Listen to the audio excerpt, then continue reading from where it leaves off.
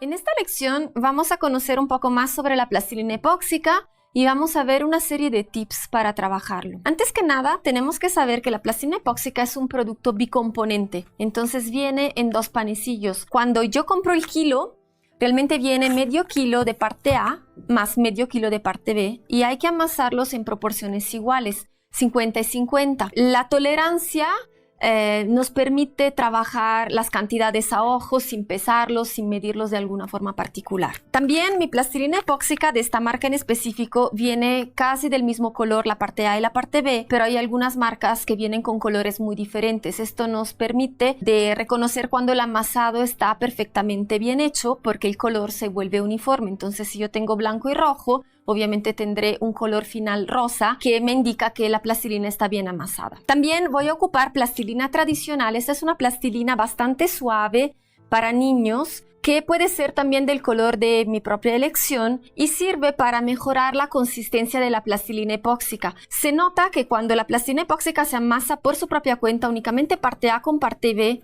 la consistencia puede ser un poquito complicada de trabajar, puede ser un poquito dura o puede ser muy chiclosa. Entonces, esta plastilina, mezclándola en cierta proporción, nos permite que la masilla sea más amigable y que tengamos menos pegajoso el producto y que podamos tener más suavidad. Entonces, el producto es más plástico y finalmente nos permite trabajar muy a gusto las esculturas. Es muy importante que nos fijemos en la fecha de caducidad o en la fecha de producción de la plastilina epóxica. Por ejemplo, mi marca solo dice la fecha de fabricación, pero no dice la fecha de caducidad. Pero yo sé que la plastilina epóxica normalmente tiene 6 meses de vida del momento que viene fabricada. Entonces, si no conocen la fecha de caducidad o su empaque no lo indica, se pueden guiar con esto. Si no están seguros, porque hay algunas marcas que tal vez no digan ni la fecha de caducidad ni la fecha de fabricación, pueden simplemente tocar la plastilina. Hay una parte que nunca se altera. En mi caso, la parte B, que es la más clarita, si yo la toco, aunque la plastilina sea muy vieja, siempre va a quedar muy suavecita y chiclosa. Pero la parte A cambia mucho de suavidad, entonces cuando la plastilina es vieja la vamos a encontrar muy dura. Simplemente cuando yo compro el empaque,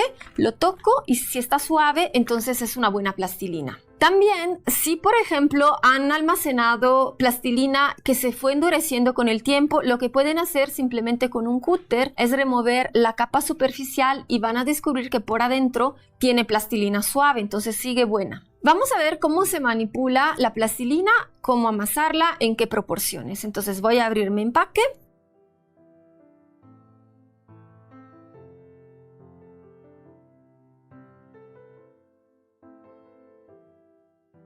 Voy a agarrar una porción de plastilina parte A.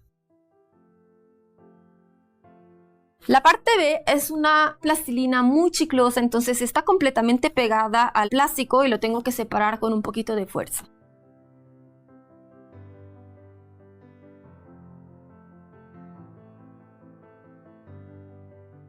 Me voy a fijar que las dos porciones que agarré sean lo más parecido del mismo tamaño. Lo más fácil es hacer dos gusanos. Si hago bolitas es muy complicado detectar que es la misma cantidad. Remuevo una parte A para que sea lo más parecido a la parte B. Y también vamos a ver cómo amasarlo utilizando la plastilina tradicional. Normalmente yo necesito una parte A, una parte B y la misma cantidad de plastilina tradicional o un poquito menos. Es muy importante que no nos excedamos en la proporción. Si de esto agarro demasiado, la masilla final quedará quebradiza. Va a secar, se va a comportar aparentemente como la plastilina correctamente amasada, pero en algún momento, tal vez a cabo de 6 meses, tal vez a cabo de 2 años, la plastilina se va a fracturar. Me voy a ayudar igual con un cúter o la puedo separar con las manos. Recuerdo que les ayuda a tener una plastilina para niños porque es particularmente suave y van a batallar menos con el amasado. Entonces voy a preparar otro gusano. Entonces tiene que ser esta parte igual que esta, o puede ser que esta sea un poco menos. Vamos a ver cómo. Le voy a quitar una parte. Para amasarlo, lo que voy a hacer es simplemente juntar de esta forma. Y voy a empezar como a manipularlo y apretar la masilla de forma que se integre. Lo que yo hago para mayor velocidad es empezar a torcer la plastilina volver a voltearla y volver a juntarla. Y voy a hacer este movimiento hasta que no tenga un color uniforme. Esto lleva unos minutos de tiempo. Obviamente más es grande la porción que estoy agarrando y más me voy a tardar. En una porción pequeña me voy a tardar mucho menos. Yo con el tiempo he llegado a amasar 1 kilo entero y normalmente lo hago hacia el aire, o sea, como me están viendo ahora, juntando, girando, manipulando y haciendo esto, y voy a tener como mucha plastilina que va a estar colgando y que por su propio peso se va a estar estirando. Esto está bien. A lo largo de este curso, de repente voy a estar mezclando la plastilina en porciones grandes o en porciones pequeñas según la parte que voy a hacer. Una característica importante de la plastilina epóxica es que seca al aire, por esto es bicomponente. La parte A necesita de la parte B para poder secar. La plastilina tradicional, que es la parte que yo estoy añadiendo para mejorar la consistencia, no afecta ni el secado en términos de tiempo o en términos de calidad. Tampoco afecta tanto la dureza. Sí es un poco más dura la plastilina mezclada sola, pero digamos que tengo una dureza suficiente para poder luego tener una pieza de buena calidad. Los tiempos de secado de la plastilina epóxica varían dependiendo del clima, sobre todo, especialmente la temperatura. Entonces, si estoy trabajando en un ambiente caluroso, la plastilina epóxica acorta sus tiempos y tendré menos tiempos de trabajo. Digamos que por lo regular, yo considero que hay unos 20 minutos donde la plastilina epóxica tiene una buena consistencia y después empieza a endurecerse. Es importante que cada quien haga sus pruebas basándose en dónde están geográficamente, el clima que tienen, si es invierno, si es verano, si hay como calefacción, por ejemplo, en una casa, y que vayan haciendo sus propias pruebas para que no se confíen en empezar un trabajo que luego realmente se va a acelerar y entonces no le da tiempo a terminar. Debido justamente a la característica de la plastilina epóxica de estar endureciendo en un tiempo breve, necesitamos planear muy bien el tipo de escultura que vamos a hacer y por lo general se trabaja en capas. Yo he trabajado piezas de plastilina epóxica hasta tamaño real, o sea, digamos que tamaño de una persona, alrededor de 1,5 metros. Entonces no hay realmente un límite de tamaño. Yo puedo hacer cosas muy chiquititas o puedo hacer cosas grandes, siempre y cuando yo sepa cómo se comporta la plastilina epóxica. Es importante que siempre la trabajemos en capas, de manera que vayamos desde las capas más internas hacia afuera y las últimas capas las tenemos que texturizar para que nos dé un acabado final, mientras las capas internas simplemente, como se van a quedar cubiertas por las capas finales, no importa. Ya casi mi plastilina está perfectamente bien amasada. Se pueden notar algunas como bolitas o cosas internas, que es una de las 2 mitades de la plastilina que tenía algún grumo, pero esto no afecta en absoluto el resultado final. Una ventaja de haber utilizado la plastilina gris, la plastilina para niños, es que me da un tono de color que me permite ver cuando la pieza, bueno, más bien cuando el amasado está uniforme. Así que también es una ayuda, no solo por la consistencia, sino para verificar que tenga el material correctamente amasado. Entonces, esta es mi plastilina bien mezclada. Sí se notó durante el tiempo que platiqué que me tardé unos minutos. Aquí podemos ver qué tipo de consistencia tiene. O sea, tiene buen grado de plasticidad, que es, digamos, lo que me permite que la plastilina, si yo la jalo, se estire. Entonces no se quiebra fácilmente. Eso es una buena característica.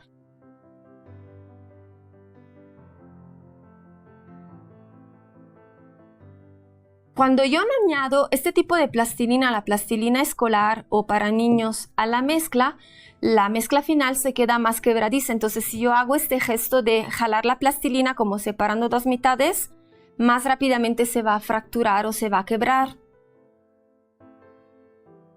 Ahora vamos a ver unas técnicas de alisado y texturizado de la plastilina, que son ejercicios básicos para que nos familiaricemos un poco y que al momento luego de realizar la pieza final vayamos con más seguridad. Entonces voy a separar una parte de plastilina. Lo que voy a hacer es una bolita. De esta forma le estoy quitando todas estas vetas de unión de la plastilina y la voy a aplanar con mis manos de esta forma.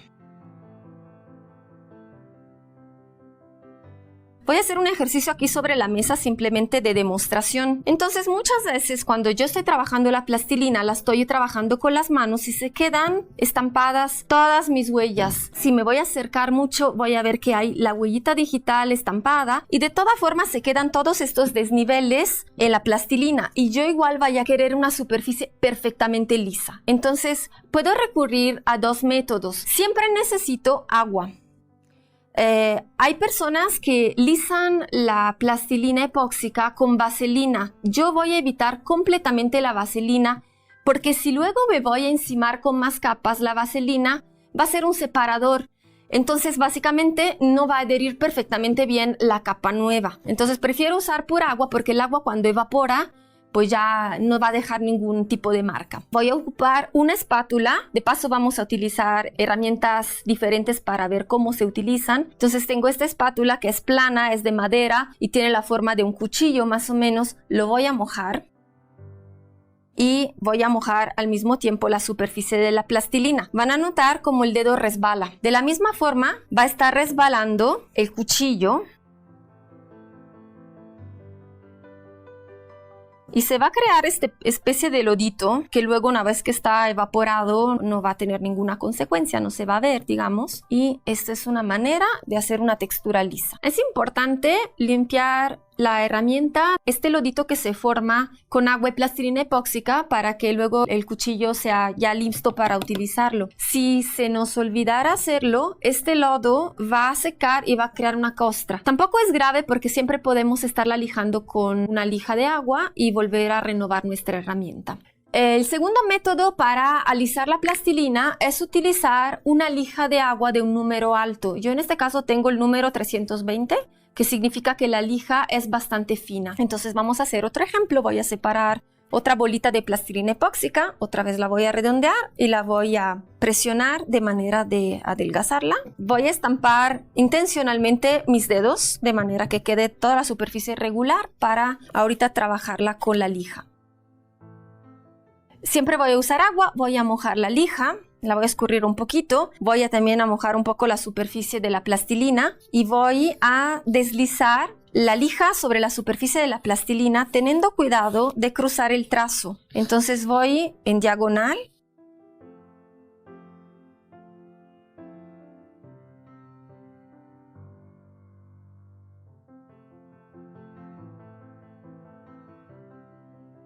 De repente podemos volver a mojar la superficie y pasar. Entonces el efecto es muy parecido con dos herramientas diferentes. La lija se tira porque ya, podemos lavarla unas veces, pero finalmente quedará saturada de este lodito y ya la vamos a tirar. Además porque como es lija de agua, se va a estar arruinando la parte del papel atrás. También parte del lodo de plastilina epóxica se va a quedar en mis manos, entonces es muy importante que nos vayamos lavando las manos y renovando el agua de la cubetita y secarnos luego con un trapo. Eso es un viejo trapo, puede ser una toalla, un trapo de cocina o algo que les absorba por completo este lodito de manera que no se le quede residuos en el palmo de las manos. De hecho, aquí todavía tengo un poco de residuo. Este residuo va a secar y lo que va a pasar que en unas horas voy a tener una costra sobre las manos. Esta costra, si se le queda, sucede, es normal, se me ha quedado 500 veces, me la puedo quitar masajeándome las manos con vaselina o con crema corporal o con crema con algo grasoso para que se remueva. Ahora vamos a ver cómo texturizar la plastilina epóxica, porque podemos requerir, dependiendo del proyecto, dependiendo de la parte que vamos a trabajar de la escultura, una superficie lisa o una superficie texturizada. Entonces para esto no requiero agua. Voy a preparar otras bolitas. Cuando voy a realizar una textura, no importa que primero haga la superficie lisa y que luego ponga la textura, porque ya la textura de por sí va a estar, digamos que neutralizando todas las huellas que yo estoy dejando con las manos. Entonces voy a preparar unas plastitas y vamos a empezar con un ejemplo simple. Puede ser alguna fruta u hoja o algo que tenga de por sí una textura sobre la superficie y que podamos estampar. Entonces, si yo, por ejemplo, agarro una de mis plastitas y la presiono, esta es una hoja de maguey seca, es algo que se consigue bastante comúnmente, yo diría aquí en México, pero pues posiblemente si viven, no sé, en Canadá esto es algo muy extraño, pero pueden utilizar una naranja, un limón, algún tipo de fruta o la corteza de un árbol, etc. Y lo que podemos notar, que obviamente desprende también la suciedad que puede tener originalmente nuestro texturizador, pero se le queda esta textura muy natural y el esfuerzo fue realmente mínimo.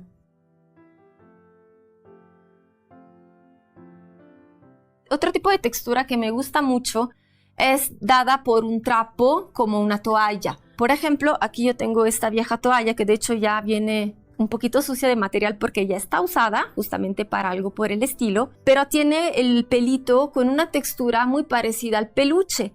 Entonces, si yo presiono la toalla, ya tengo estampada la textura.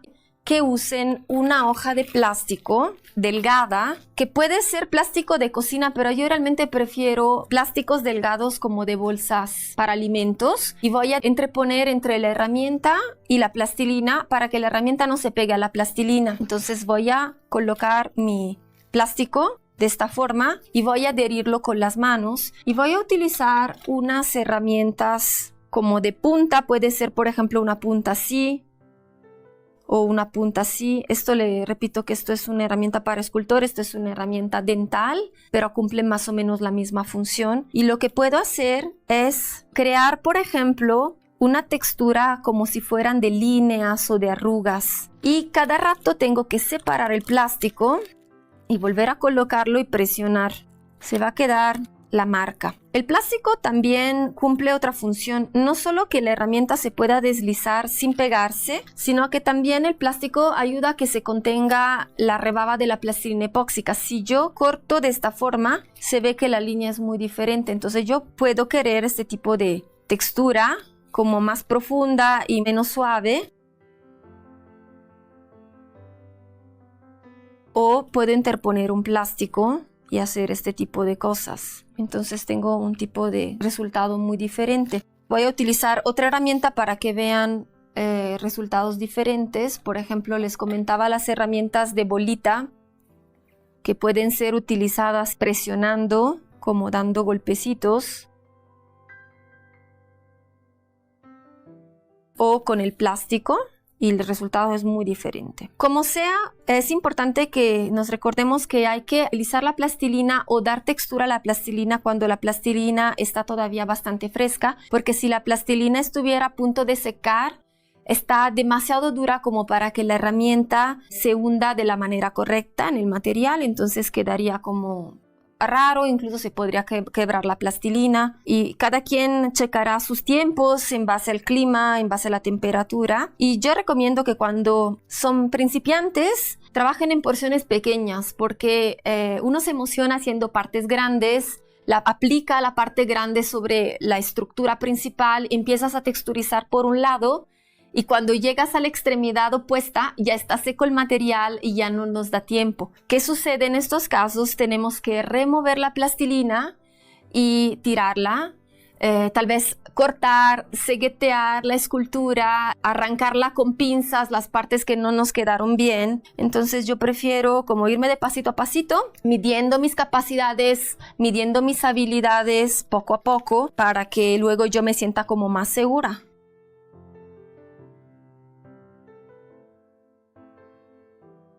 Tengo tamaños diferentes, eso es un poco más grande. Y bueno, yo noto algo en vivo que no sé si del video se podrá apreciar, que es que la plastilina está endureciendo porque la herramienta ya no se está pegando tanto. Si recién mezclo la plastilina, esta herramienta se estaría probablemente embarrando de plastilina y se estaría llevando un poquito de material, mientras ahora ya no sucede y entonces el plástico no es tan indispensable para el efecto que yo quiero lograr. Ya no se logra hundir tanto porque está empezando un proceso de secado. O por ejemplo, yo puedo utilizar la forma de la espátula que tengo para crear efectos diferentes. Eso es un efecto, por ejemplo, como si fueran las escamas de un dragón. También, por ejemplo, estas que son espátulas planas, yo las puedo utilizar para dar formas diferentes. Y aquí es muy divertido hacer el ejercicio de estar creando la textura que uno quiere para el animal o la criatura que está creando y personalizarlo, ¿no? Siempre pueden encontrarse. Yo recuerdo que cuando empecé utilizaba cucharas o cuchillo de la cocina o no tenía nada de estas cosas profesional y como sea lograba cosas muy divertidas. Ya pasó un tiempo desde que hicimos nuestras muestras de texturas y de pedazos lisos. A partir de las 2 horas y media más o menos, tenemos un endurecimiento completo del producto.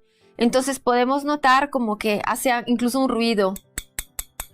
Y ya no lo puedo doblar, ya está perfectamente endurecido. La misma textura que agarró en el momento que estaba